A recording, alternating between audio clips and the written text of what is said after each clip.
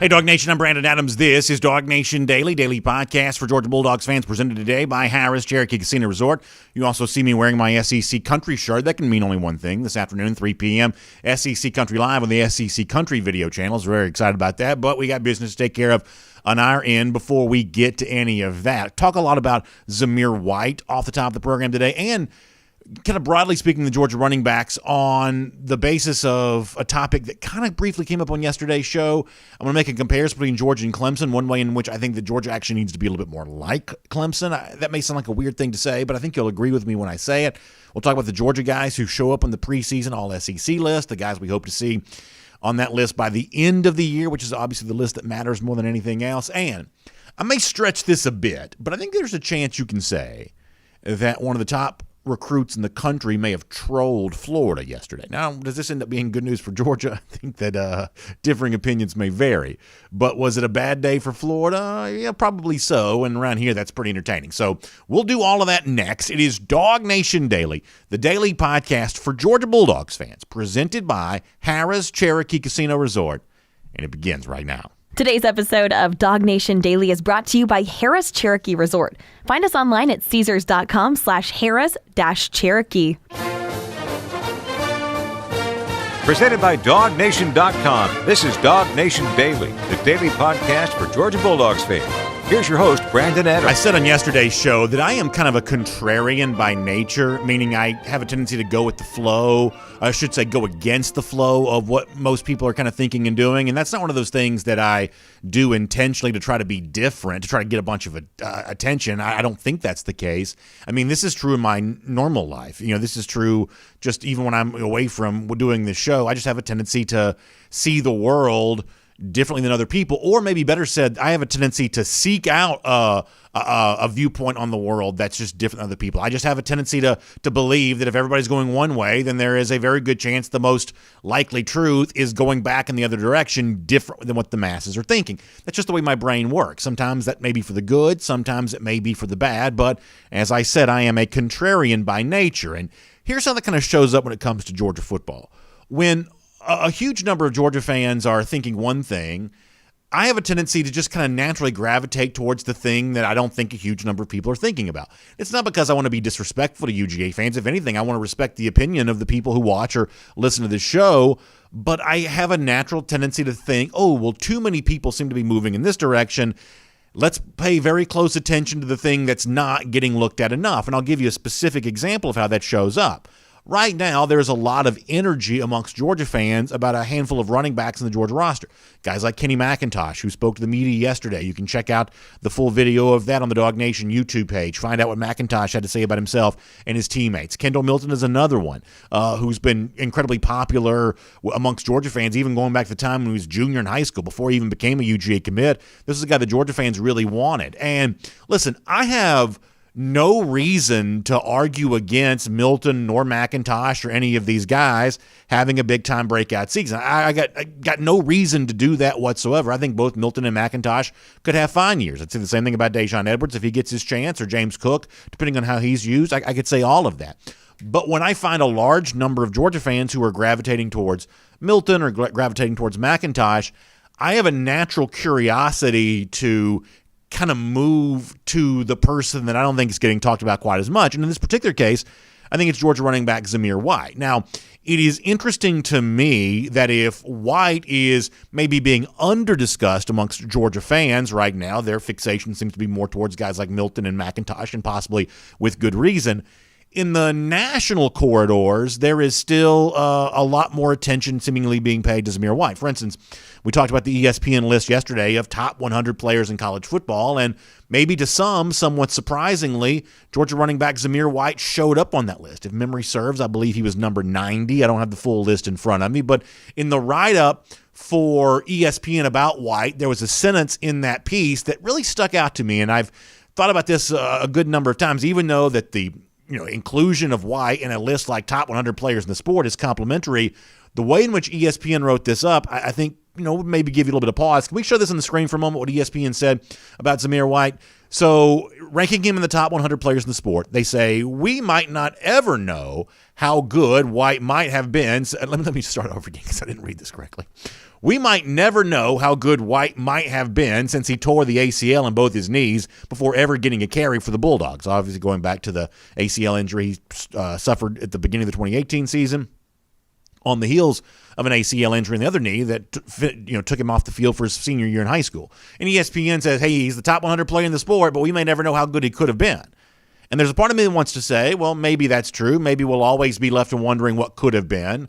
Or maybe a year from now, we're talking about what actually became of White as a senior. Obviously, Georgia fans don't have to reach too far back into the recent past to point to a guy like Nick Chubb, who I think in 2016, there were some folks who were saying, well, gosh, maybe Nick Chubb has lost a step. Maybe we'll be wondering how good he could have been if not for that awful injury on that terrible turf in Knoxville, Tennessee back in 2015. But the way that Chubb played in 2017 changed everyone's opinion and all of that. And now he's gone on to be one of the best running backs in the NFL there as well. That I wouldn't be too quick to assume that, hey, Zamir White's just a good running back and we may never know how good he could have been. Maybe that's the case, or maybe he provides an emphatic answer to that question with the way he plays this year.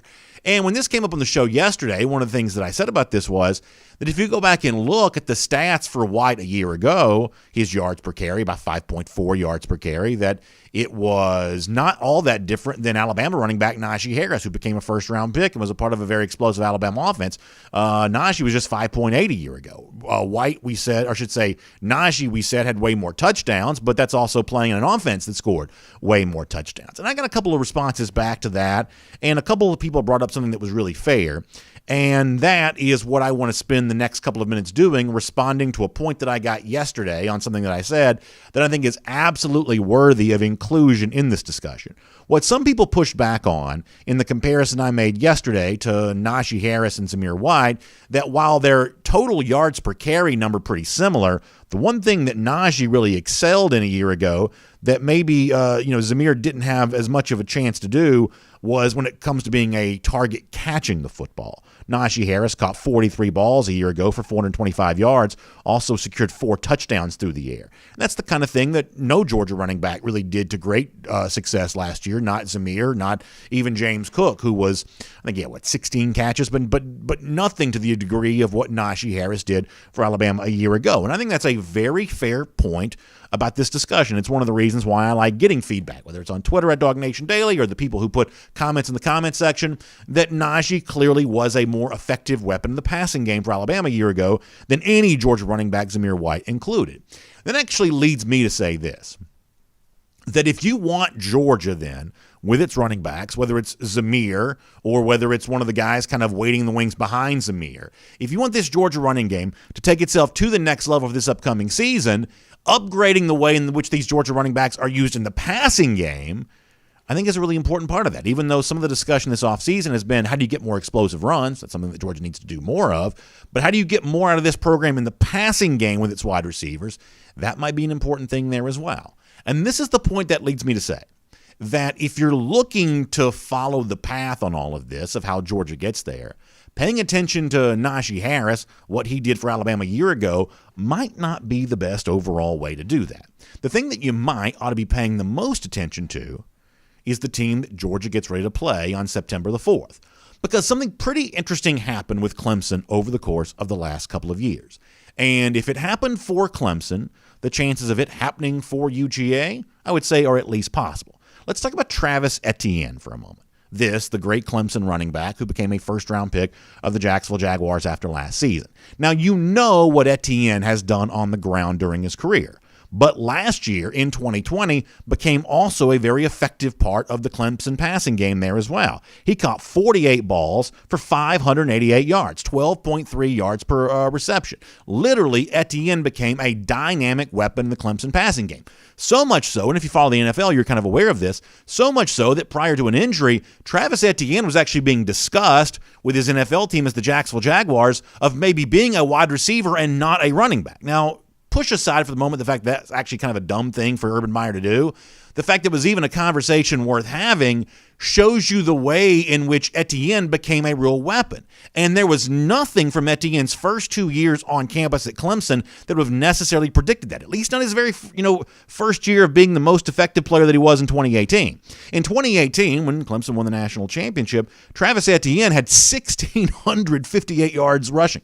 This is literally probably the most productive running back in ACC history. That's the level of achievement Etienne had at Clemson, nearly 1,700 rushing yards in 2018. But that same year, he only had 12 catches. I think James Cook had more than that for Georgia last year. Etienne only had 12 catches in a full 15-game season. He was not a big weapon in the passing game. But from 2018 to 2019, all of a sudden he moves up to 37 catches, and then in 2020 he moved up to 48. There was a guy for Clemson, Travis Etienne, who was a very effective running back, and over the course of his time at Clemson, he also became a much more effective receiver. Now, hopefully the point that I'm making here is obvious, but let me hammer it home that much more. I do think it's true, those who brought this up, that the Georgia running backs need to be more effective as weapons in the passing game to fully fill out their profile as players, Zamir White included, a name I mentioned a moment ago, and a guy you just saw on your screen if you're watching on video.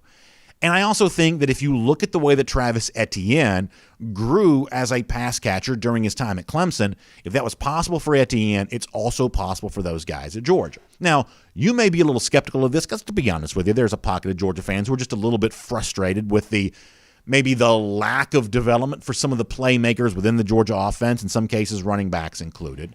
But let's go back to G-Day for a moment. G-Day was a day that we saw Georgia running backs heavily involved in the passing game. Weren't there like 4 Georgia running backs who had at least 4 catches on G-Day? There were guys all over the football field, running backs that day, catching the football. And JT Daniels, who's kind of known for being a little bit of a gunslinger, a guy who likes to throw it deep down the field. At G-Day, he was throwing underneath those running backs quite a bit. Now, a spring game is not the same thing as Charlotte September 4th in a hostile environment with a split crowd, Georgia fans, Clemson fans. But quite possibly, maybe G-Day was a little bit of a precursor for this. In fact, let me remind you on this. This is JT Daniels talking about the degree to which he enjoys throwing to Georgia running backs, and G-Day maybe a little bit of proof of that. Here's JT. I love throwing the ball deep, and you see it a lot, but especially when you have James, Zamir, Kendall, all the guys we have. I think checkdowns in general are the most underrated, underappreciated aspect of our offense. At a bare minimum, it's easy to throw. At a bare minimum, it's 3 yards, and that's if the first guy tackles them. It's very, very rare that the first guy tackles any of our running backs. So, if a defense wants to bring vertical pressure and drop back and play soft, or they're playing good coverage, if I have to check down 10 times in a row, I'll check it down 10 times in a row. There's no problem with that for me. First of all, couldn't you just listen to JT Daniels talk about football all day long and never get bored by doing it? I mean, I just love the way in which he very effortlessly describes his feelings about the game and his thoughts about what might be going on. That's a great example from G-Day, and I think he's 100% right there as well. That this is a Georgia offense right now that's a little bit banged up at the tight end position and a little unsure of itself at wide receiver, although there are playmakers who could emerge. The most trusted, proven position group on this roster, and you expect this to be true for a program that calls itself RBU, the most trusted, proven position group on this offensive roster right now is the running back position. And in a game like Clemson, where there are going to be some points scored, you're going to have to match what Clemson does offensively in order to keep up in the game. Maybe even matching what they've done schematically is also the right thing to do there as well. Over the course of Travis Etienne's time at Clemson, he became a much more effective weapon in the passing game. So much so that as a first-round pick of the Jacksonville Jaguars, that's how the Jaguars intended to use him. And now, for now at least anyway, he's a little bit banged up. The Georgia running backs could do the same thing. There's no obvious reason they can't. Being effective weapons in the passing game, as well as contributing through the running game too. That's one of the things that could make Georgia look like the recent playoff teams, including the team that seems to be there every year, Clemson. It could also be a recipe for victory on September 4th as well. My name's Brandon Adams, and this is DawgNation Daily, the daily podcast for Georgia Bulldogs fans, presented today by Harrah's Cherokee Casino Resort. Glad to have you with us, no matter how you get to us today. Live on video, 10 a.m., Facebook, YouTube, Twitter, Twitch. right there at the top of the page on DawgNation.com. What a fun place that is to do the show each and every day. We're on the DawgNation app. We're kind of beta testing that a little bit. I'll never quite understand how apps work, but I'm glad that ours does work, and it's really cool that our show is there now, just given the fact that so many of you visit the DawgNation app so frequently anyway, and I think you should do that. Keep checking back there for news all day long, but find our show when you do, which is a really cool thing to be able to do there as well. I'm also going to say this really briefly, that coming up on Friday, I am going to make a big announcement about a cool thing related to our show that we've never done before. But I think it's going to be a great addition to our daily repertoire around here. I'll do that with you on Friday, so make sure you're kind of with me around this time on Friday. We're going to do something really fun as a way of really taking these new platforms for a test drive. So that's going to be really, really cool coming up on Friday. Can't wait to do that with you then. For now, though, let me remind you that, as I said before, we're brought to you by Harris Cherokee Casino Resort. Of course, many of you are starting to think about Georgia Clemson, point spread for that game, Alabama Miami, big one there. Huge slate of Big Ten conference games coming up. All kinds of fun stuff as we head towards the first weekend of the season. And there's a place you can go to actually get some action down on the games. I'm talking about Harris Cherokee Casino Resort right there in the wonderful mountains of Western North Carolina. Of course, casino gaming, real live table games, a big thing there too. Unbelievable gourmet dining and world-class shopping and a luxurious, wonderfully relaxing spa, and that's all great, but so many of you are also excited about the brand new addition to the property there, the sports book, getting your sports wagering action down. It's not just college football, it's all the big events that are going on right now. You can actually make those wagers in person and in style, by the way, right there at the Harris Cherokee Casino Resort properties, whether it's the original Harris Cherokee Casino Resort or Harris Cherokee Valley River. You can check it out today, just a 2-hour drive from where I'm sitting right here in our luxurious Atlanta studio. So check out Caesars.com/Harris-Cherokee for more information on that. That's Caesars.com/Harris-Cherokee for more information on Harris Cherokee Casino Resort. All right, I've got our buddy Mike Griffith coming up in just a couple of moments. We'll get more into Mike, everything that's kind of going on around the dogs. We'll get a Georgia Farm Bureau practice report with him, kind of where things stand ahead of the game against Clemson and those final touches that can be put on a game plan that, if you're a Georgia fan, you would say hopefully goes out and allows the dogs to beat the Tigers. We will do that with Mike Griffith coming up in just a moment. Before that, though, I do want to go around the doghouse here today. And yesterday was an interesting day for news in that it replicated something that I think we've seen before, which is, unfortunately, for now anyway, Georgia just not quite being projected to have enough top-end, high-end talent to truly go out and win the national championship. In other words, let's just be honest here for a moment. If the coaches that put the preseason All-SEC team are right, and if the draft analysts who put out the early mock drafts for the NFL draft next April are right, if those people who are making those projections right now are right, then Georgia is not going to win the national championship. Now, it's Georgia's job over the course of the next 15 games, and if you're a UGA fan, you hope it's a 15-game schedule. It's Georgia's job over the course of the next 15 games to prove preseason voters, NFL draft analysts, it's Georgia's job to prove them wrong. Latest example of that comes yesterday with the preseason All-SEC list that comes out. Georgia had 2 players on the first team, Jordan Davis, obviously the defensive tackle, and Jake Camarda, the punter. By comparison, Alabama had 7 on the preseason All-SEC first team. Now, I know what some Georgia fans are going to say back to this, and I'm tempted to think this myself. Well, that just goes to show you the media and the coaches and everybody who does these preseason lists that don't matter anyway. That just goes to show you they're sleeping on UGA. Maybe that's the case, but the recent past doesn't necessarily indicate that's true. Georgia's had about 3 players on the postseason All-SEC list, I'm talking about the first team anyway, for like the last 3 years. There was 1 year in the last 3 that Georgia had 4. The other 2 years, the last 3 years, Georgia's had 3 players on the first team All-SEC list. That doesn't compare very favorably to last year's SEC champion Alabama, LSU the year before that, Alabama the year before that. So I would suggest here that we can't just chalk all this up to, well, that just goes to show you the media and the folks who fill this stuff out, whatever, SIDs filling this out for the coaches, they're all just sleeping on UGA. That's too easy of a cop-out, I would say, for the job that's actually facing Georgia here. And I'm not saying all this to be overly negative, because I do think there's a chance that Georgia can confound some of these expectations for individual player performances here this season. But as we wait to see that unfold, I have to tell you, I'm as much a Georgia partisan as anybody could be. Y'all know I live and die with this team and root for it very hard.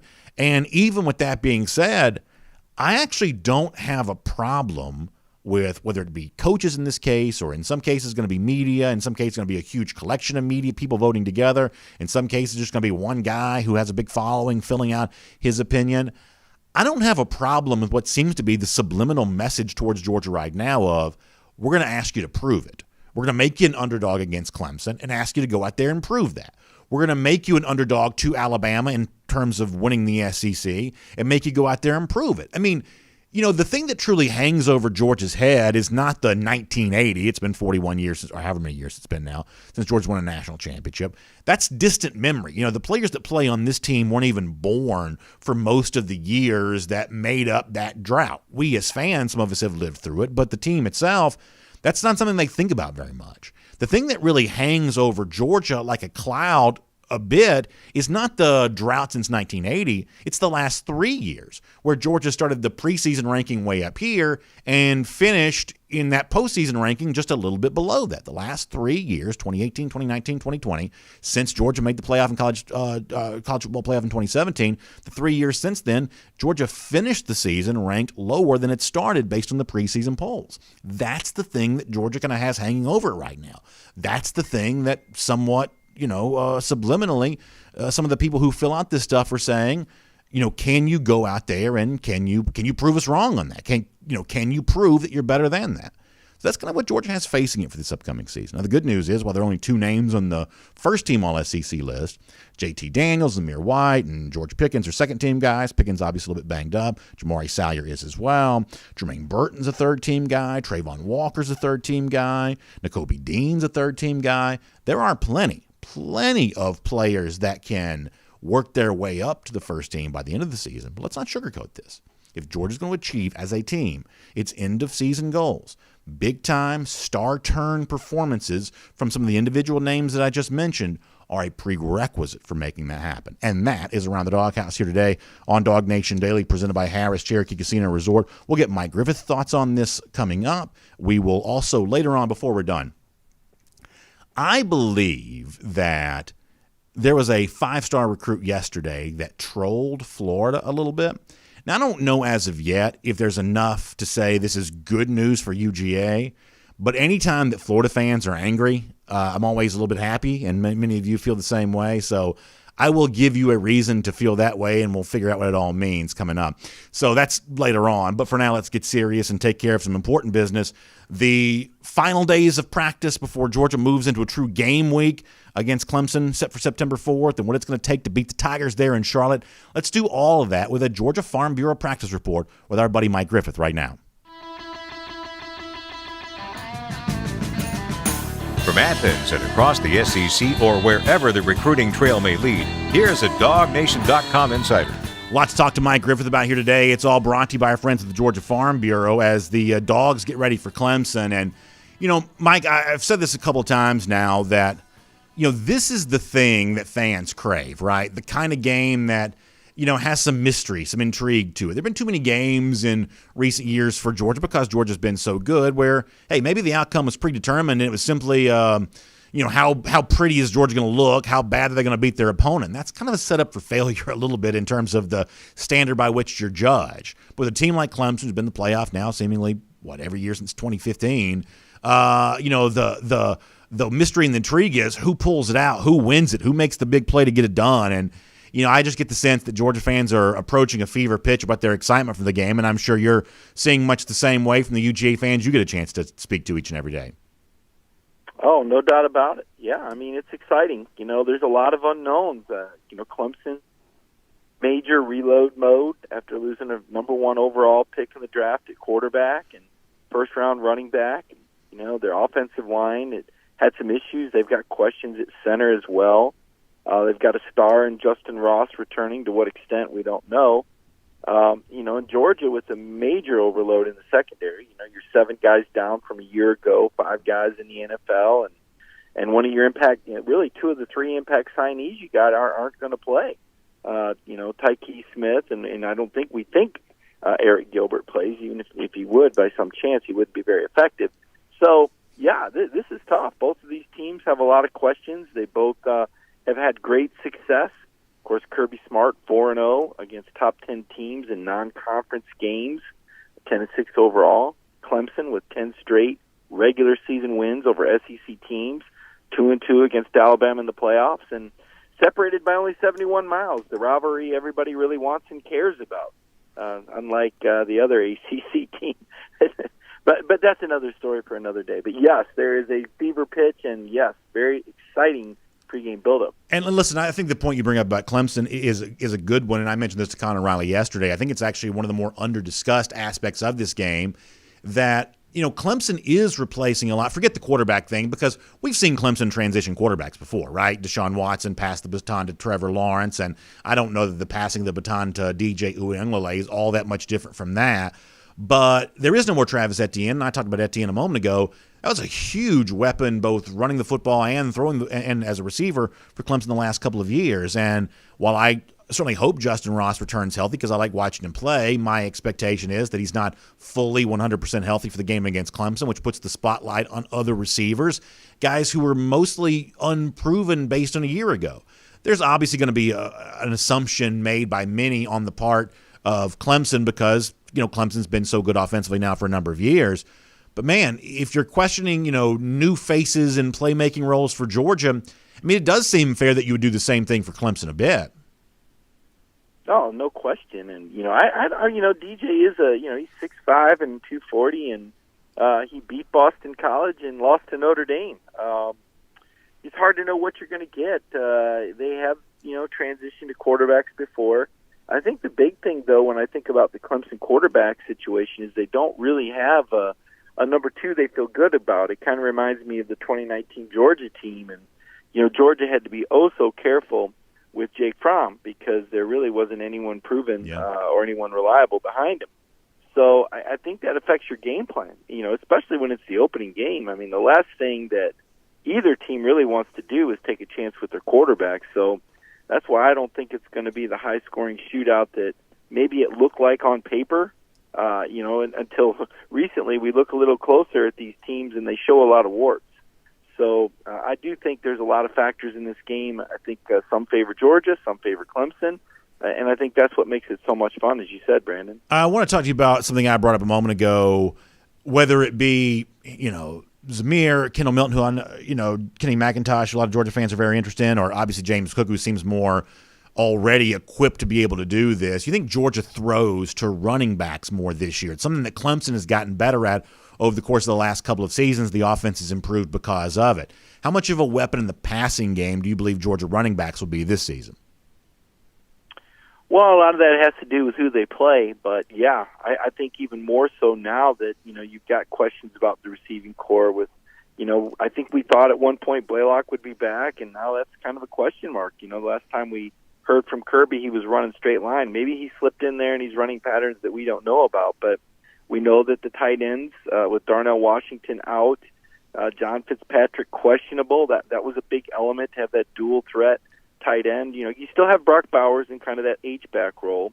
The questions about Jermaine Burton's ability to stay healthy right now seems to be fine. Kyrus Jackson coming off the offseason knee surgery. Last we saw in a brace, how effective will he be? Arian Smith is a guy who's been banged up this fall, ran track, fell a little behind in the playbook, trying to catch up. Kirby said he's a little banged up, but he did scrimmage. So when you've got those question marks at receiver, ironically enough, I think you feel good at the X with the Donnie Mitchell and Marcus Rosemy-Jack Saint. But when you talk about unproven, I think we would certainly say they're unproven relative to other receivers that are returning in other places in the country. When you talk about the questions at receiver and now the questions that cropped up at the dual tight end role, I think you have to throw more to your backs. I think maybe you even line James Cook up in the slot. Don't even call him a back. Maybe you have him in the slot and Kendall Milton or Kenny or Zamir in the backfield. So to your point, I think the backs will have to be used more, and I think they have some really capable pass catchers, especially James and Kenny have both proven really effective in that role. And, you brought this up last week briefly, too, and you kind of touched on it right there, too. Speaking as a fan, someone who wants to see Georgia win this game, if I'm sitting in Charlotte 2 Saturdays from now and Georgia is in kind of a two-back look, right? Whether it's, Cook starting off in the backfield and just, going in motion to become a receiver, or if he, starts lined up in that slot. If Cook and another running back are on the field at the same time, Mike, I got to tell you, that's a formation that would get me pretty excited, and I'm guessing it'd get a lot of Georgia fans pretty excited as well. Yeah, I mean, it could be Bowers in the backfield as an H-back motioning out, but the whole concept of a single back and the idea of having James Cook on the field more often, really, I know he's technically a tailback, and I'm sure he'll get some carries, but, he's so much better, so much more dangerous, and he seems to be more comfortable playing on the perimeter, out in space. If you're going between the tackles, I mean, give me Milton or Zamir. You've got the luxury of being able to substitute. Now, at the same token, you don't want to tip your cap to what the play is going to be by who's out there, but I agree with you. I think if we're talking about putting your best players on the field, and Kirby does this a lot, so I don't know why it wouldn't apply to Monken and his skill position players. I mean, why wouldn't you want to get your best skill guys out there? And if your 4 or 5 best skill guys include 2 running backs, so be it. The good news is Monken is a guy incredibly creative. I mean, this guy is really good. The devil is in the detail. And, getting the 5 best guys out there is one thing, but then making sure everybody can execute, that's the second thing. And that's where all this extra time and commitment and focus really comes into play. I mean, JT, like I said, he can fly the jet. He can make all the calls. He can make all the adjustments, but he's got to have the running backs, receivers, and tight ends that can stay up to speed with him. It's not easy, making all these checks at the line. Everybody has to listen and be able to quickly, figure out what their role is going to be when they change plays. I mean, JT might have the computer chip brain, but how quickly does everybody else adjust to the audibles and the changing of the play calls? That was once an issue for Peyton Manning back in the day, is he would change plays so quickly and the rest of the team couldn't keep up with him. And so ultimately they simplified. By the way, he never won a national title or beat Florida. And when Tennessee simplified the next year with Team Martin, they went undefeated. So there's a lot to be said for being able to simplify and execute, but there's also a lot to be said over being complex, provided you can execute. I want to ask you in a moment to close out our conversation about something that I believe kind of hangs over this program as the number one issue standing between it and a national championship, and I want your thoughts on that in a moment. Before that, let me remind folks that you're being a part of our Georgia Farm Bureau practice report right now with Mike Griffith, ear to the ground on everything going on in Athens, getting a chance to talk to some Georgia players there yesterday. Always nice to get Mike's insight on all of this, and also nice to see the ways in which Georgia Farm Bureau is supporting all of our communities throughout the state of Georgia, whether it be through the agricultural programs they do. Obviously, I think those of us who are lifelong Georgians are proud of the fact that the state of Georgia puts so much food on so many plates across the country and across the world. This is a great, great state with a great agricultural heritage, and Georgia Farm Bureau supports all that through its agriculture programs, but also through allowing folks to have more affordable home, auto, and life insurance. That's something that Georgia Farm Bureau can do for you there as well. In fact, you can take advantage of that today. Georgia Farm Bureau is always the home team. You can find out for yourself, and you can check them out online. It's gfbinsurance.com. That's gfbinsurance.com, and that'll get you in touch with Georgia Farm Bureau. So, Mike, yesterday, and I think you may know where I'm going with this because I've talked about it certainly plenty, but yesterday was a reminder of something that just comes up a lot. Bama's got like 7 guys in the first team preseason All-SEC. Georgia's got 2. That glass ceiling, if you will, of like 3 first-round pick type guys or first team All-SEC type guys, Georgia's just has had a hard time over the last couple of years breaking through that barrier. Whereas the Alabamas, the LSUs are doing a half dozen of those guys. I think that college football has become a stars game, household name type game. The edge rusher, the quarterback, the playmaking wide receiver, the running back, whomever else. And despite the fact that Georgia is a very deep roster filled with the former elite recruits, cultivating those stars hasn't quite happened to the same degree for UGA as it has for Alabama and LSU. And if Georgia's going to have better end-of-season results, that's got to change over the course of the next 15 games starting on September 4th. What would you say in response to that? I'd say a lot of it's circumstance. George Pickens and Dominic Blaylock are two guys that at this stage of their career, had they stayed, we're playing the what-if game, but you're asking what's happened, and I'm telling you. Yeah. These are guys that going into their third year that would be superstars, and one, if not both, would be first-team All-SEC. Zamir White had the carries and didn't have the results. Nobody looks at him as a first- or second-team SEC back. So he hasn't Well, quite in fairness, he panned out was into a that second-team preseason All-SEC back. Well, you're asking me why he's not an All-American or a first team, and because he's not. So if that's DeAndre Swift, he is, right? So he hasn't turned out to be the number one running back in the country like we thought when he was recruited. And defensively, I think Tyke Smith did make, maybe if he wasn't injured, I saw where he was ranked in the top 50. I mean, he was an All-American that you got, an impact player, but an injury to him. And let's not forget, B.A., you've had a lot of guys go pro early. When you look back at Alabama's first-round draft picks last year, you'll see a lot of seniors, right? Mm-hmm. I guarantee you that if Eric Stokes came back for his senior year, he'd be a first-team All-American. So would, and maybe Tyson Campbell would be a first-team All-SEC pick if he came back for his senior year. Monty Rice, if he wanted, could have come back for another year as well. Think about the juniors that have gone pro early on that offensive line. Andrew Thomas, Solomon Kinley, Isaiah Wilson.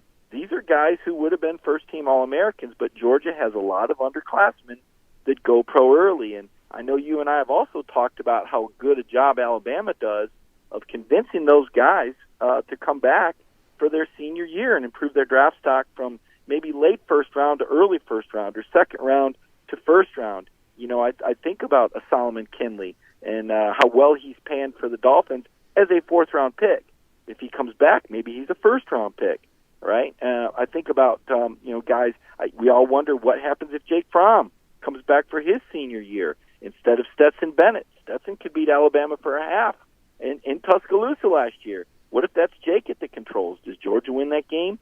So I think it's a combination of guys that have gone pro early and a combination of guys that have gotten injured. And maybe there is something to be said about guys that, maybe never really lived up to their star rating, and maybe the rating was wrong. Or maybe there's so much competition at Georgia that you can be a 5-star and get beat out by the 4-star behind you. I think we've seen that happen on the offensive line. So at the end of the day, though, despite not having the All-Americans or the number of first-team All-SEC players, we still see Georgia with 5 straight years in the preseason top 5, which tells you about the perception of the program, that it's a great program. It is an annual championship contender with 4 straight top 10 finishes. But I think you do bring up a good point, and I do think it's curious, just like you, that some of these other teams, LSU, Texas A&M, somehow get players rated higher. And part of me wonders this too, Brandon. Who are the media people that they're talking to? Who's voting on this? And then I wonder to myself, has Kirby Smart hurt himself because he can be difficult with the media? Do some coaches get a break because the media likes them more? I hate to think that, but I do wonder about it. It's an interesting point, and we'll finish with this. I guess that leads me to believe it's not some sort of bias against Georgia, because frankly, I'm not sure where the bias would even come from, other than you suggest they just don't like Kirby. Maybe that's the case, but this is actually fairly consistent across very different metrics, right? I mean, you can say some Georgia guys left early, but the fact of the matter is there are teams in college football who are currently producing more first-round picks than Georgia is. And I agree with you. If George Pickens is healthy right now, you're having a very nice conversation about his outlook for the upcoming season, but that's also kind of one guy. And, I mean, I don't think you would dispute that Georgia needs more star players to win a national championship, right? Oh, I wouldn't dispute that at all. And I would say specifically on the Kirby issue, I'm not talking about his local media. I'm talking about his national media, because he's not one to kowtow like some other coaches do. And I actually think that's one of the – I like the way that Kirby is fair to everyone across the board, but I do think there are some national figures that that aren't real Kirby Smart fans. You know, I think there's a lot of love I still think there's a lot of love for Florida out there. I think there's a bias toward Florida. I think there's a bias toward Alabama. It's not so much that there's a bias against Georgia. It's just I think there's some fanboy national media that follow Florida and Alabama with their nose closely behind their behind. Well, Mike, I always appreciate your insight. It's always certainly interesting for sure, and I know you got some good stuff coming at DawgNation.com in the days to come, and gosh, before you know it, we're right there in the Queen City getting ready for dogs and tigers there as well. So appreciate you being here today. I appreciate it, Brandon. Have a great day. Let's take a look around the rest of the league. This is SEC Through. Let me just say one more thing about, the Georgia talent and what has a chance to emerge this year. Mike's a veteran. I think he would understand this. Sometimes you hear this phrase, and I always really like it, when some sort of military operation doesn't go the way that it was intended, when the strategy doesn't quite work out the way that it's supposed to. The phrase that you hear a lot, and I'm a big believer in this from a philosophical standpoint, it's when it comes to where do you point the finger of blame, it's suits, not boots. In other words, if things don't go militarily the way they're supposed to, it ain't the soldiers' fault. It's the guys who wear the scrambled eggs on their uniform. It's the officers. It's the civilian in control of all of this. It's the suits who take the blame, not the boots. I just think philosophically speaking, it seems like that's almost always true, if not universally always true. And in terms of the more logical place to put the blame, that's where it goes. It goes to the suits, not the boots. And in college football, I think the same kind of thing is true. If and we can bring that music down just a touch if you don't mind. I think when you're looking at, well, what happens when a 5-star doesn't quite pan out? I mean, you can blame the player if you want to, although I think that's somewhat illogical. You can blame the recruiting industry for ranking him as a 5-star, although I think that's passing the buck. I think in college football, the most sensible place to put blame when something doesn't quite go well or go the way that it was predicted to go, once again, I put the blame on the suits, not the boots. The coaches who are making the 7- and 8-figure salaries, those are the guys who I think have the responsibility to get the most out of the talent. I don't think it's in almost any situation where a guy doesn't fully emerge on the basis of his full potential, the reason why the player himself is actually going to be the last one I'm going to blame for that, because we'll never know how that player could have thrived in a system better designed to take advantage of his skill set. So when we think about Georgia for this upcoming season, I'm not going to say to player X, who may have been a 5-star, you better go out there and show people why you were a 5-star, nor am I going to say to player Y, hey, you better go out there and show folks why, Rivals and 24/7, these recruiting outlets rated you how they did. I'm going to say to the Georgia coaching staff, you fought this recruiting battle. You made all kinds of promises. You talked about, draft success, and, you made all kinds of big talk. Now, pay off on that by giving these players a system that allows them a chance to thrive. And there's a very good chance that's exactly what Georgia does. But as Georgia looks to maximize this top-end talent, people say all the time, what happens to all these 5-stars once they get to Georgia? The answer I always give is, well, you should point out that a lot of those 5-stars are still at Georgia on offense and on defense right now. And it's an opportunity for the suits, a.k.a. the Georgia coaching staff, to get the most out of their boots, the players who are under their control and under their leadership. And if that works out the way that it's supposed to, then UGA could very well be on its way to a national championship at the end of this season. Let me quickly give a shout out to my friends at the Finish Long Drink. Obviously, a lot of you enjoying those final days of summer before you head towards the season. And a lot of you also thinking about what's going to be a part of your big tailgate getting ready for September 4th. Spoiler alert, I can tell you this, that my friends at the Finish Long Drink are going to be a big part of that DawgNation invasion on the bus over to Charlotte. Once we get there for the big DawgNation invasion tailgate, Finish Long Drink, such a perfect pairing to go along with all of this. It's a ready-to-drink cocktail right out of the can. It means it may look like a beer, but it's not. For those of you that love the great taste of a mixed drink, I'm talking about like the citrus flavor of grapefruit with the strong gin liquor kick, you get all of that with the Finish Long Drink. Some of you also like the Long Drink Strong, the Long Drink Zero, the Long Drink Cranberry, all kinds of varieties for you when it comes to the Finish Long Drink. Starts in Helsinki, been in the United States for a couple of years, and now it's right here in Georgia. Pretty much anywhere you're looking for it. We get, messages all the time from people who have found the Finish Long Drink and they're enjoying it. So check out thelongdrink.com for more on that. You can find out where you can pick yourself up some. Thelongdrink.com for a lot more on that. All right, so I've talked a good bit about the preseason All-SEC team now. Let me move off of that topic for a moment, and let me talk about the Alliance just for a moment, because I think we're kind of left to wonder. There was the Alliance announcement yesterday, and to be honest with you, I try to pay attention to the news as closely as I can. I still don't 100% understand all of this, but you did see yesterday the various commissioners from the ACC, the Pac-12, the Big Ten, and to me the most interesting thing is they had their Zoom background coordinated. You saw all three of the conference logos mixed together, so this is at least serious enough that they've created a step and repeat logo that includes all three of the conferences there together, so I guess you can do with that what you will. Here is the one thing I want to say, and I'll try not to be too abstract in bringing this up. I still have a sneaking suspicion this is going to end up not being a great thing for the SEC, even if I can't draw a straight line to how that becomes the case. And most of the pro SEC media, and certainly I would include myself in the pro SEC media, but most of the pro SEC media seems to think this is all a big joke, and this just goes to show you how futile the attempt to thwart the SEC is. The fact that all these leagues are kind of ganging up together to try to fight against the SEC. Here's the one thing that I'll say in response to this. Think about baseball for a moment. I'll try to make this a very quick analogy. So if you got a right-handed starting pitcher on the mound, you can tell he's getting a little tired, and you know that you've got a good left-handed pinch hitter, well, obviously you think about making that pinch hit situation right there and take advantage of that. But that's only very basic, sort of a simp version of strategy, because you have to think now a move ahead. That, well, if you go with the left-handed pinch hitter, then that's also likely to force the relief pitcher to come in, from the bullpen. And all of a sudden now you got to decide, do you still like your pinch hitter as a left-hander against a left-handed reliever? And do you want to then take him out and put another pinch hitter in? And you got to think 2 and 3 moves ahead. And I think the same thing is true with this SEC Alliance thing there as well.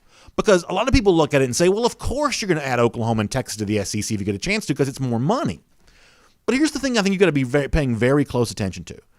And we talked about this several months ago, and I would say that I get a lot of predictions wrong, but this is a prediction I believe I got right. That at a certain point, the discussion around college football was going to be less about money and more about power. And I got to think that if you're the SEC, the notion that you add Oklahoma and you add Texas and you bring in gobs of new money, well, how much money is worth the trade-off for reduced power? Because the one thing that Big Ten, Pac-12, ACC, the Big 12 to the extent that it's even still a thing anymore. They were not officially a part of the alliance. The one thing I think of the SEC you got to wonder is, so we added all this extra money, but it has forced the hand of the other leagues to align against us, and one way or another, this is going to be an attempt to reduce the SEC's power. They were never going to just sit by and watch Greg Sankey take over college football. They were going to do something to try to stop that, and maybe they'll succeed, maybe they won't. But they're going to make it harder on the SEC. So, think about your own life for a moment. What would you rather have more of right now? More money, more power. If you've got power, you can use that to get more money, but there are plenty of people with money who can't seem to buy their way into power. Power is more valuable than money. And so the SEC has added more money through this acquisition of Oklahoma and Texas. But is it going to end up in a world where it's reduced SEC power with every single vote that takes place, a bunch of other leagues conniving against the SEC just to be, just to thwart whatever the SEC might want? I don't know. That's probably something I'd pay close attention to. Now, maybe it doesn't end up working out that way, but it's something I'd have my eye on right now. We'll make that your SEC through. All right. So here on DawgNation Daily, presented by Harris Cherokee Casino Resort, I want to turn my attention to UGA recruiting for a moment. And we're going to get to the UGA part of this in a moment, but let me start with something else. Do you remember several months ago when five-star defense tackle Walter Nolan, fresh off a visit to Gainesville, announced that he was shutting down his recruitment? And a lot of Florida fans were like, oh boy, look at that. Mullen finally got himself a big trophy on the wall with recruiting. He finally got himself a five-star defensive lineman. Walter Nolan's coming to Florida. And what we said on the show at the time was that there was no way Nolan may or may not be shutting down his recruitment, but he's not shutting down his recruitment to go to Florida. I specifically said in explicit terms that Dan Mullen was not a good enough recruiter to get a guy like Walter Nolan to shut down his recruitment on the basis of a visit. That's just not the kind of waters that Dan Mullen swims in when it comes to those kinds of things. As it turns out, I was 100% right about that. And as a way of maybe talking about the funny twists and turns a story like this takes. So yesterday, there was a Instagram post, once again, from five-star defensive lineman Walter Nolan, that some are saying was an attempt to troll Florida. Can we show the Walter Nolan troll here for a moment and see if we can kind of – this is Nolan on Instagram. And the image that he shows is one of those build your brand type things all the schools send out. Florida sending out one to Walter Nolan here. And he's all decked out in Florida gear, and the big headline of the graphic says, build your brand. And the caption down there says, get me to 9K for my top 3.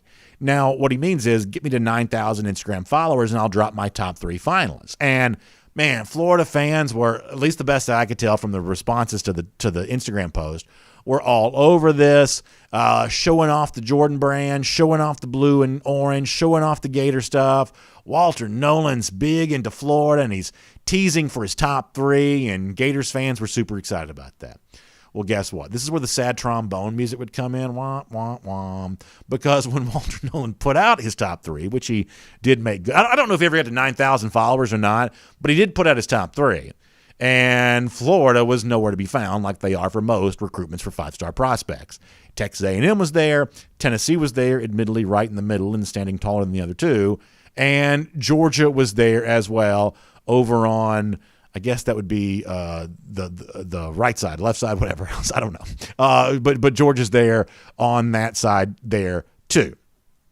So what does that mean for Georgia? We'll get to the Georgia part of this in a moment. What does it mean for Florida? I think those who are saying this was a troll against the Gators kind of feels true to me. And I got to tell you, I don't hate Walter Nolan for it. To me, it's pretty entertaining. If you get those Florida fans excited only not to put the Gators in your top 3, it shows he's at least got good taste when it comes to that, not having Florida's top 3 and giving Florida the troll. Also, be careful if you're Tennessee. Can we see that top 3 one more time here? Be careful if you're Tennessee. If Nolan has shown propensity for trolling, given the fact that he currently lives in Knoxville and going to a high school there in the Knoxville area, do you really want to be in the, like, we just got through watching the Olympics, the podium? Do you want to be the first place podium person here, standing that much taller over the A&M and the Georgia one, knowing that, you know, Florida just got trolled out of the picture by Walter Nolan? Maybe that makes you feel a little nervous about being right up there at the very top on that, but interesting nonetheless. Now, effort at full disclosure, total honesty here. You know, I don't know how things are going with Nolan in UGA right now. Certainly some of the things that, you know, Jeff Sentell has maybe hinted at, insinuated at, may make you feel, you know, not so great about this. In fact, I want to go back in time here for a moment. I want to let you hear kind of where this stood with Nolan in Georgia going back to like July. And once Jeff tells you about that from, you know, now way more than a month ago, we'll talk about all the ways in which that has seemingly changed since then. This is Jeff in July talking about what a big pull Walter Nolan would be for UGA. Here's Jeff. It's really a Travis Shaw or Walter Nolan type thing there for the defensive line room at Georgia. The way this year started out with, you know, thoughts of getting a lot of, you know, multiple 5-stars across the front. If Georgia simply ends up with a top 5 prospect and the nation's #1 defensive tackle in Walter Nolan, I hope folks will realize that's still a pretty good haul coming into the boat. That's a pretty good trophy to go up on the prize for Trey Scott and his recruiting. It took a lot of consternation and a lot of work to get there. If Georgia eventually gets there with a recruiting process for Nolan that's still going to involve Alabama, it's going to involve Florida. I think Georgia's right in the midst of that too. I think it's going to be lost on folks that, you know, Nolan, should he wind up at Georgia, would be higher rated than Alexander, higher rated than Williams, higher rated than Shaw, higher rated than just about everybody in the class. But I think folks were maybe even expecting a little more for the defensive line room in 2022. So that gives you an idea. Once again, that was Jeff from July. It shows you how much things have changed with Nolan over the course of that time, right? Like the teams like Alabama and Florida, not a part of the top 3, although at one point in time it seemed like they might be. You mentioned Travis Shaw in that discussion. We now know Shaw, as expected, committed to UNC. So not only do the twists and turns with a guy like Shaw, have they really, you know, moved around a bunch. The twists and turns for Georgia have kind of moved around a bunch there as well. Jeff has told us now 2 weeks in a row, being on our show, that maybe Georgia back more in play with a guy like Barry Alexander than you maybe at one point in time thought they would be. We'll follow Jeff's information on that pretty closely in the weeks to come, but that's a 5-star that Georgia now kind of gets back in with that maybe was less involved with 5-6 weeks ago. I think hanging your hat on Nolan's going to always be kind of a hard thing to do because I do think he's somewhat unpredictable. And, you know, listen, I think that it's just a tough recruitment, as Jeff said, because he is such a highly rated prospect. But The other good thing is, and if Jeff was sitting here today, I'm sure he would say this, that the other thing that you've seen since that discussion with Jeff right there is slightly different kinds of players, but there's also seemingly an improvement in the status for a guy like Georgia with Mikael Williams, or a status with Georgia and a guy like Kristen Miller, and names like that. Maybe seemingly more on the radar now than they were at one point in time. At least that's maybe the sense you get putting your ear down to the ground. So as the Nolan thing remains somewhat unpredictable, all kinds of twists and turns, Georgia also more involved with players of a similar caliber there as well. I would be very, very hesitant to want to try to fill out a mock class right now of who I think lands in it from Georgia. And, your guess is as good as mine what Nolan eventually ends up doing, even with the Dogs in his top 3. But, once the kind of weirdness of summer wears off, you are left to think that, Georgia's actually still in pretty good position with a few pretty elite names, including position of need there, that defensive line, pass rushing, front seven type group, that there is still some fun to come there on that. But for now, the news of the day, Walter Nolan drops his top 3, Dogs included, along with the Aggies and the Vols. All right, so we're going to wrap things up here today on DawgNation Daily, presented by Harris Cherokee Casino Resort. And I want to do something kind of special for our Golden Shoe today. Sometimes it's the Gatorade roll call. Sometimes it's something funny. Other days it's something somewhat more serious. I want to give it to Brian Whitehead today because I got a good tweet from Brian. He says, can you give a shout-out to on your show today to my buddy Troy and the guys with the Georgia Forestry Commission fighting all over those U.S. wildfires? And yeah, Brian, I can absolutely do that. And listen, there is nothing that makes me prouder to know, whether it be active duty military personnel, police officers, firemen, guys fighting wildfires with the Forestry Commission, whatever else, people who are doing like the hard work that just makes our society function the way that it's supposed to, the fact they tune in and are a part of what we do here, and for those of you that are friends with those guys, all that. So the least I can do is to give a golden shoe. Thanks so much for help keeping us safe and protecting our wildlife in the process when it comes to all of that. Golden shoe indeed. How about a Gatorader countdown? 66 days from now. We'll see you tomorrow on DawgNation Daily, presented by Harris Cherokee Casino Resort. And I have to say, I'm not sure if y'all care or not, but we're in the midst of a little bit of an interesting trend. In fact, the show, I'm talking about the regular show, not the cool down, but the regular show seems to keep getting longer and longer and longer. I don't know if it's a good thing, a bad thing, or just a neutral thing, but boy, I have certainly noticed that the show is just getting a little longer, but we're having a good time, and hopefully you are there as well. Of course, it's time now for our R.S. Andrews Cool Down. You can find R.S. Andrews online. Air conditioning, heating, plumbing, electric. Of course, if your water heater goes out, in many cases, R.S. Andrews can replace it for you the same day. We're also really excited about the return of Go With The Flow, presented by R.S. Andrews. We'll be making some college football picks with our buddy Dari from R.S. Andrews next week. That is going to be a lot of fun. So the season's really here, so we're excited about all of it. Of course, Dari, the one thing, some of y'all know Dari, some of you don't. The one thing you got to know is if there's like a DawgNation invasion or anything like that, if there's a big party to be had, Dari is definitely going to be a part of it. And so we're looking forward to having him with us for that next week as well. So we tried to start on YouTube yesterday, and my fat fingers would not make that possible. So let's see if we can successfully start on YouTube here today, and then we'll take some Facebook comments, and we'll probably bounce out of here like that. Triple Diesel says, why do we need to, quote, be more like Clemson? We talked about this off the top of the program. The fact that Clemson, over the course of the last couple of years, made a much more effective passing game weapon out of running back Travis Etienne. And what we said was, if that's possible for Clemson, he was not a big receiving target in his sophomore season in 2018, became one over the course of his junior and senior seasons, that the Georgia running backs could travel a similar path. Georgia needs to throw more to its running backs. JT Daniels seems interested in doing that, and with questions about your wide receiver depth and the health of your tight ends, as many running backs on the field used as in many creative ways as possible seems like a smart thing for Georgia, and that's kind of where that comes from, Triple. Bank 6 says, look at it this way. He says, this is interesting when it comes to the Alliance. Quality over quantity. The Alliance can have all these teams, but the SEC still has bigger, stronger national brands, better coaches, and will still own draft night. I would say that's to a degree true and to a degree not. And hear me out on this for a second. First of all, when it comes to like big brands, there are obviously a lot of SEC schools that achieve that in spades, Georgia clearly being one. Huge school connected to a major metropolitan area in Atlanta. One of the most popular college programs in the entire country is UGA. Obviously, Alabama based on its success. Florida based on the combination of factors, proximity to metro areas, success over the course of decades. Florida's a really big brand as well. Texas and Oklahoma bring their own really big brand in this league too. You have historic brands like Tennessee. You have passionate fan bases like Auburn. But it's around the point you get to Auburn that things start getting a little bit weird for the SEC. And I'm not in any way downplaying the value of the SEC. I'm just pointing out that by the time you get to about the middle of the SEC in terms of the established brands, you actually run into a couple of things that are a little bit different than some conferences, most prominently speaking the Big Ten. You have schools from small states, and you have schools themselves that are pretty small.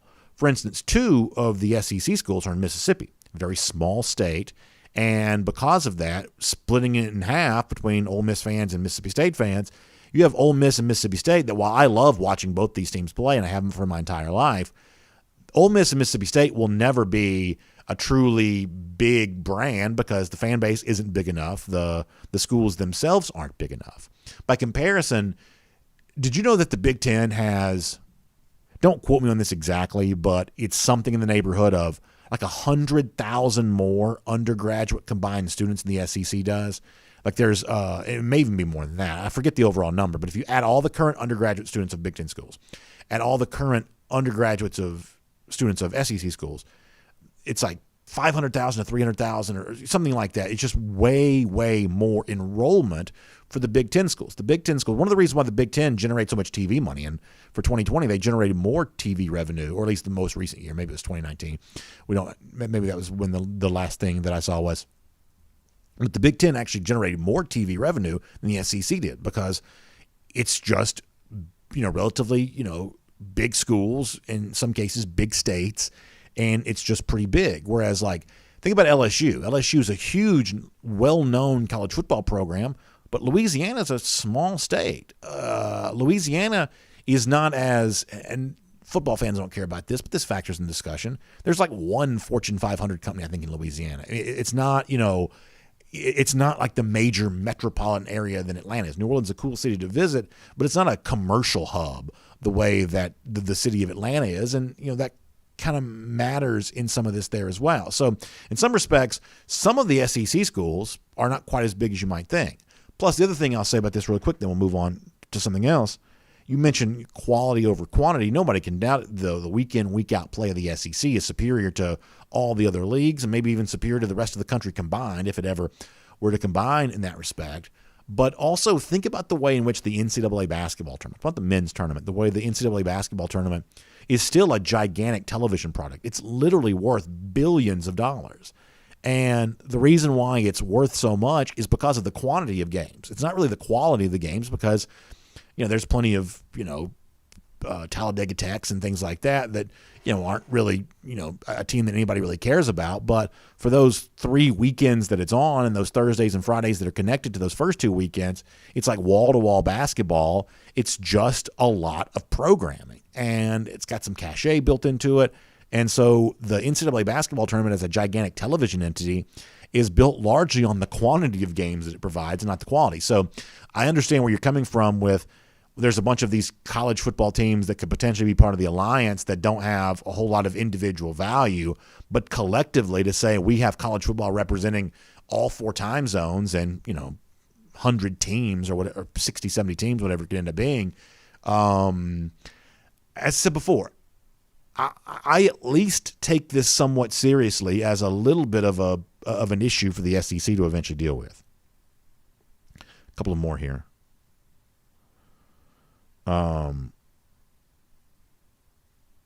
Jordan Bain, he says this might be a hot take, but I think Rosemary Jackson ends up as the leading receiver over Burton and might even hit the 1,000-yard mark. That's really fun to think about because, I think it is reasonable. I don't think, it's a fun opinion. It's not a hot take in that it comes out of nowhere with no basis in being truth whatsoever. Rosemary Jackson was a very good high school receiver. This is a well-trained, well-polished guy. Does everything really well. I've said before that, Arian Smith is the fastest Georgia receiver. Jermaine Burton may be the most athletic Georgia receiver. Justin Robinson may be the strongest Georgia receiver. But Marcus Rosemary Jackson might be number 2 in all of those categories. And that composite score for him as a player adds up to something pretty nice. And so beyond the fact that there's a at least a reasonable chance it could become true, it's also a great story as well. I mean, I hate to say this, but the injury he suffered against Florida was awful. And I probably wrote him off a little bit. And if he was here right now, I'd have to be honest about that and say, boy, I didn't think he'd be coming back quite so quick. And, listen, maybe I'm one of the doubters that fuels him. Certainly I don't doubt him as a player, but that injury was awful. We all saw that video, and some of you thought CBS showed it too much that day. I thought it was just an awful, awful looking injury. The fact that he's coming back the way that he is right now, and even to the possibility that you could be talking about as, hey, maybe that's the receiver that Georgia really trusts as a 1,000-yard guy. I am here for that. Davis Painter says the Braves were terrible last night. Yeah, I can't even go down the road of like the instant replay thing in Major League Baseball. I just hate it. First of all, I'm not a fan of instant replay in any sport because I don't think instant replay gets the calls right as frequently as it should. And, I thought the Braves got jobbed by the umps last night. I definitely did. Good ball game, but, boy, frustrating. Let's see what else. A lot of folks also like that Rosemy Jackson take. Green Soldier also likes James Cook to either be third or fourth in receiving yards halfway through the season. That's kind of fun. I mean, if Darnell Washington was healthy and playing a full year, I thought he was cracking the top three or possibly top four. Let me say that in reverse. In the top four, possibly the top three. Now that he's not playing for a full season, I guess I'd probably downgrade that opinion a bit, which opens the door for somebody else. And based on the way we started the show today, I'd like to see a running back do that. James Cook seems like the most obvious because he's the one best suited for that. But I'm going to be greedy and say, if it could be a Zamir, and I don't see why it couldn't. Even if you think guys like Kenny McIntosh more suited for that, because there was some buzz about McIntosh going back to the scrimmage a couple of weeks ago from some folks who kind of saw that in terms of how he caught the football out of the backfield, or someone like Milton, who you obviously look at as a pretty good athlete, and more than a pretty good athlete, a very good athlete. I would actually love for that running back who cracks the top three of the top four is like where the real money is made as a receiver. That's where things start to get a little bit expensive. And while it could be Cook, and he seems like the most likely, I'd love for it to be one of the guys you think of as a little bit more of a traditional back, with maybe Cook involved somewhere like that too. Just because, what do you do, right? Alabama showed you that a year ago with Najee. He can run between the tackles and was a bruiser when he did, but also when you soften up your defense with that Alabama offense, spread from, Pelham to Alabaster, all of a sudden, defenses kind of leave a opportunity wide open for Najee Harris to become a big pass catching weapon there too. Let me go over to Facebook for a moment. Good comments on YouTube today, by the way, with my friends on Facebook.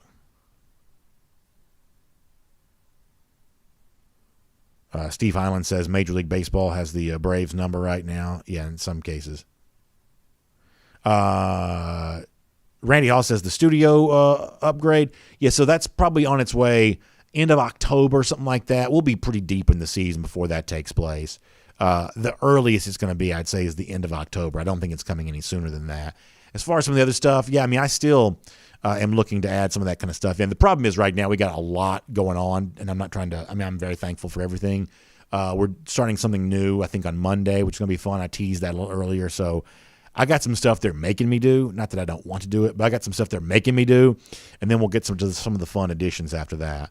My dance card's a little bit full right now. Brian Whitehead, glad to have you here. That's awesome. Brian, that's really cool. Yeah, getting a chance to be on FaceTime with Governor Kemp. That's really a cool thing, Brian. Thank you so much for that. Really good. Phil Rogers says, compare the offensive line between Bama and Georgia. Well, the one thing we know about Alabama a year ago was that may have been as good an offensive line as Nick Saban has had. And now you're left to say, can a true tackle like Evan Neal be the anchor for that new offensive line? Reasonably, they probably will. The one thing that Bama did way better than Georgia last season, it was a difference, in this end of season results, was, Bama was better as a pass protecting offensive line than Georgia was. By sack rate measurements, the percentage of passing plays that result in sacks, Georgia actually regressed a little bit from 2019 to 2020. You're going to be better in that regard here this year. And, that's going to put a spotlight on, some of the Georgia guys and what position does Salyer play and who emerges as left tackle, what happens for you at center. But, that's the thing that Bama did last year that made Mac Jones so successful. They created a level of pass protection that Georgia could not create for its quarterbacks a season ago and will need to try to do some this year if it's going to have as good a year as it possibly can. With that in mind, Chris Pryor says, I want to see JT Daniels upright and untouched as possible. We need a great offensive line play all year long. And I think here's the hope, and this is the assumption that I'm making. I don't think that Kirby Smart anyone said this.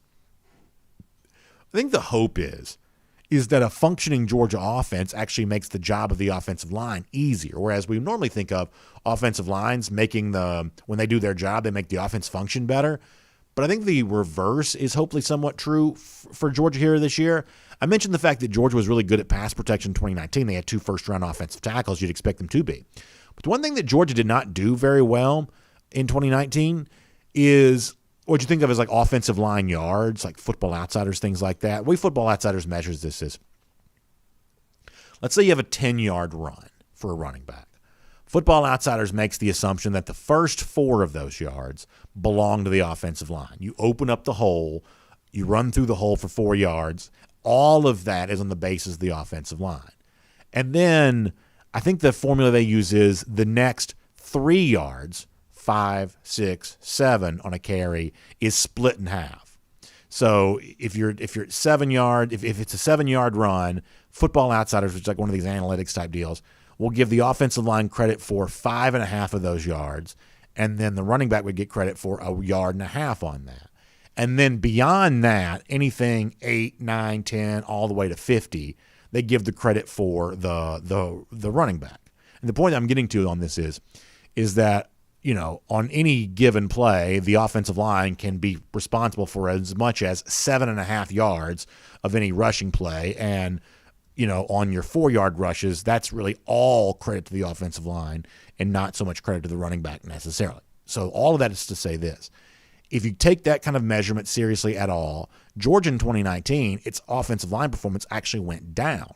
You had Solomon Kinley, you had Andrew Thomas, you had Isaiah Wilson, but in terms of how Georgia produced offensive line yards for the running game, even though DeAndre Swift was the running back on this team, the numbers went way down. And, different people interpret data differently, but to me, the only interpretation you can have of that, at least I think, is the Georgia offense was just so predictable that the offensive line couldn't do its job anymore because they had too many people to block. 5 can't block 7, 5 can't block 8. Even if you put the extra blocker in there as a tight end, 6 can't block 7 or 8. There's just not going to be the opportunity to open up those holes when there are always defenders to step in that gap. And so all of that is now to say that for Georgia this season, the offensive line does need to have a great year. But if it's working with an offensive game plan that constantly keeps opposing defenses guessing, then all of a sudden you don't have to block 8 guys quite as much anymore. And yes, you do have to, deal with very good pass rushers. Clemson's obviously got more than a couple. But even that's made easier if it's an offense that knows where it wants to go with the football, that's getting rid of it quickly and, maybe playing with some tempo. That's one of the reasons why Georgia got a little smaller at the offensive line so they could play that tempo a little bit more. And so maybe that's part of this, that the growing pains, because there are a lot of Georgia fans that were not really happy with the offensive line a year ago, fair or not. There were a lot of Georgia fans that weren't too happy with that. Maybe some of what you saw a year ago was a transition from what Georgia had been when Sam Pittman was the most influential part of this offense and what happened last year when someone like Todd Monken was asserting his influence and Matt Luke seemingly was looking for a little bit different kind of offensive lineman.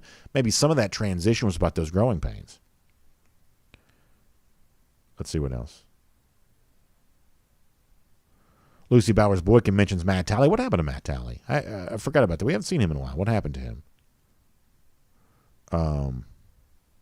Scott Gentry says the line better be opening holes and keeping Daniels off his back. That's the prescription to winning, and I think that's certainly very true. Dante Rivers says, I disagree. The run game suffered because Coley concepts was predictable. No, I think actually you and I are on the very same page on this. I'm saying that the offensive line stats in 2019 going down was because of James Coley. So you and I actually agree with that. I put all the blame for that on Coley. That even a good offensive line's job was made more difficult by what I thought was just bad play calling. All right, let's see what else. Joel Moody asks an interesting question. He says, what 5 skill position players would you like to see Georgia's offense play together? He says Zeus, Fitz, Burton, Rosemy Jackson, Karis Jackson. Yeah, that's really interesting. I mean, to me, one of the most interesting answers to that question is, think wide receivers for a moment, right? It's like the one thing I would love to have seen, and we're not going to be able to see it against Clemson, may not ever see it, but think about the way in which like an Arian Smith can play off of George Pickens, 2 very different type of guys, right? You know, Smith blowing the top off of defense and George Pickens kind of working off of that. You know, it's the body control, it's the athleticism of Pickens, it's the sheer speed of Arian Smith. Seeing those guys working together would have been fascinating. So who's the most likely to kind of fit into that pick and roll? Maybe it is somebody you mentioned before, kind of a polished yet young receiver like Marcus Rosemy Jackson. I do think the athleticism of Burton and Arian Smith on the field together is really fun. And as I talked about with Mike Griffith, I'm also hoping that we see 2 running back sets. I'm hoping we see multiple backs in the game at the same time against Clemson. Maybe they will, maybe they won't. The one thing I would be very emphatic to say, though, is don't be quick to assume that that's conservative football, right? I mean, NFL teams, look at Kyle Shanahan, look at, Josh McDaniel, look at smart offensive minds. And I'm not going to try to be like an X's and O's, poser. I'm not an X's and O's expert, nor do I want to be, thought of as one. But, I mean, I watch enough of this stuff. I mean, watch what the smart offensive coordinators are doing in the NFL. They're putting multiple tight ends in the game. Georgia may or may not be healthy enough to do that on September 4th. They're putting multiple running backs in the game, what they call the 22 personnel, and they're throwing out of that formation because that puts a defense in real conflict. And I'd love to see Georgia do that. And Todd Monken and his experience in the NFL maybe gives him a chance to do that. Jamie Huff mentioning Channing Tindall. Tindall was one of my guys of the day that somebody asked me, true under-the-radar type names. Y'all, I think Tindall's good. I do. And if he gets his chance here this season, I think it could be really fun. Let's see what else.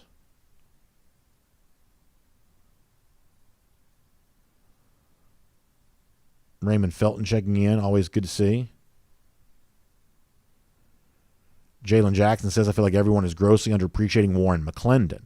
There's been talk about competing at every offensive line position except right tackle. Dude has that position on lock. It's 100% true.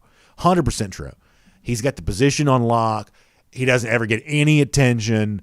I mean, and John Stinchcomb's talked about this before. It's like, if you're doing your job, nobody notices. And like McClendon just over there just, building the wall, if there's a pass rush getting through, it ain't getting through on number 70 side. McClendon's just getting it done, and we don't give him enough attention, but he's playing at a high level. And look, you're never going to have 5 perfect offensive linemen, right? You're never going to have fully figured out what your offensive line is.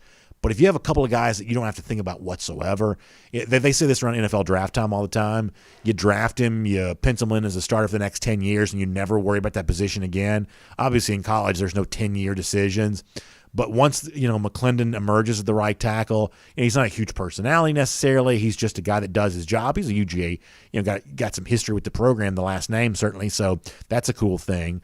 But he just shows up, does his job. One day he'll go to the NFL. He'll do his job there.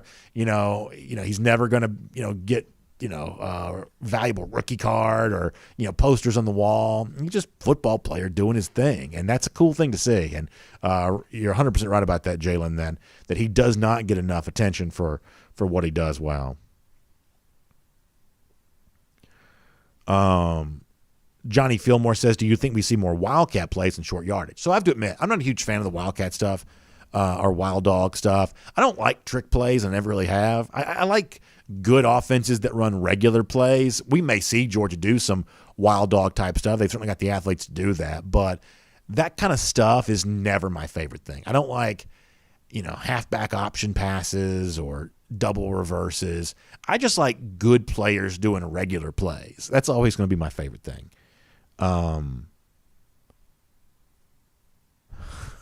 Frank Patterson. I'm not going to read that, but that's funny. Let's see what else. Oh, is it Tennille Calvino's birthday? Happy birthday, Tennille. That is awesome. You don't look a day older than 25, and that is awesome to be able to see. And I'm so glad that you're having a happy birthday. Appreciate that. Bubby Dean brings up a good point, and so I have to take a knee to this point because Bubby's 1,000% right. I'm sure many of you were screaming the same thing. I can't really say, I don't really like wild dog type plays. As Bubby said, the greatest play in recent Georgia history was a wild dog play, Sonny Michel in the Rose Bowl. So while my natural instincts may be to say that I don't really like, gimmick type stuff, wild dog included, you better believe I was hoarse and screaming after that Sonny Michel touchdown at the Rose Bowl, which, by the way, should have mentioned this during the regular show. Congrats to Sonny Michel getting a new life in Los Angeles with the Rams. And doesn't it seem like the Rams are kind of quickly becoming a little bit of a UGA team? Whether it be, Todd Gurley, obviously. Natrez Patrick was there. And I'm not really sure where Natrez is now. Stafford and Michel. I think that offense playing together. I mean, this is not an NFL show, but just beyond the fact that Stafford went to Georgia, I think Stafford on the Rams in that really creative offense, I think that could be fun to watch. Plus, there's always going to be a bunch of viral fights in the stadium at L.A. Seems like that always is the case. So I think that's going to be kind of a fun team. Let's see what else. Scott Harris, I did not say that. No, I did not say that.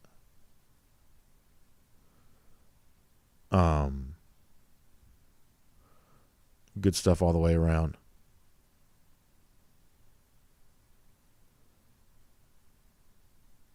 Really funny stuff. All right. Let's get ready to wrap things up here today. Over on the Facebook side there as well. Gerald Harmon says, and we'll finish the show with this for today because it's about midnight. Gerald Harmon says, imagine UGA making it to the SEC championship and Pickens is ready to go. Boy, I could certainly get used to that. That'd be a nice thing to see. I mean, listen, he's got a lot to consider, and he's got his future to think about. And no one, listen, I don't mind telling you selfishly what I wish was true, and at the same time, what I, as a mature adult, what I know he has to consider. But you better believe, Pickens has always been my guy. He was my guy when he was in high school. That was one of the first recruits, some of you say, we sort of spoke into existence around here. If I got one more chance to watch him or a couple more chances to watch him in a Georgia uniform, that is something I would truly be grateful for. He's got to do what's right for him, and I'd never tell him anything other than that. But you better believe, if I got a chance to see him again, I'd be very, very happy, and I know many of you would be the same way on that. All right, great stuff. Thanks for being here for R.S. Andrews Cool Down. Y'all can find R.S. Andrews online, rsandrews.com, for your air conditioning, heating, plumbing, and electric type stuff. Water heater goes out. We told you about that. They can replace it for you the same day. Also, air conditioning unit. That's a big thing this time of year. It's 1,000 degrees, something like that. So get your system tuned back up to factory fresh specs. You can find them online at rsandrews.com. Also, the announcement yesterday, and this is obviously a big deal, even when it comes, like we are very committed to not talking about politics on this show. If a elected official wants to come on here and, conduct some state business and give a PSA out to the audience, we feel a certain, obligation as citizens of Georgia to be able to do that. But in terms of like the voting stuff and the things like that, we're just very, very committed to letting that be somebody else's lane. We have a hard enough time, staying, taking care of business in our own lane. So we're not going to try to get into anybody else's lane. We're not going to talk about, Herschel Walker's prospects for winning in the United States Senate, but he did announce a senatorial run yesterday, which is kind of an amazing thing, right? It's a pretty amazing story. My advice is you should follow it because I think it's both fascinating news and, obviously important, news there as well. And you talk about the ways that which we're represented in Washington, D.C., but it's also politics, and that's a big turnoff for so many people, and we respect the audience that feels that way. But AJC.com, great place to go to read about, what led Walker to make the decision, what folks are saying about it, and obviously deciding who you want to vote for and all of that too. And that is your business, and I respect your choice on that, whatever it might be. So with that in mind, let's get ready to say goodbye today. But check out the AJC online, Atlanta Journal-Constitution. I do love the very deep reporting they do on all kinds of topics like that. And we have fun over here talking Georgia football. They take care of some of the more serious stuff, and that's just the way the world works best. So good stuff on all of that. We'll see you back here tomorrow, 10 a.m. DawgNation Daily, presented by Harris Cherokee Casino Resort. We'll look forward to speaking to you then, everybody.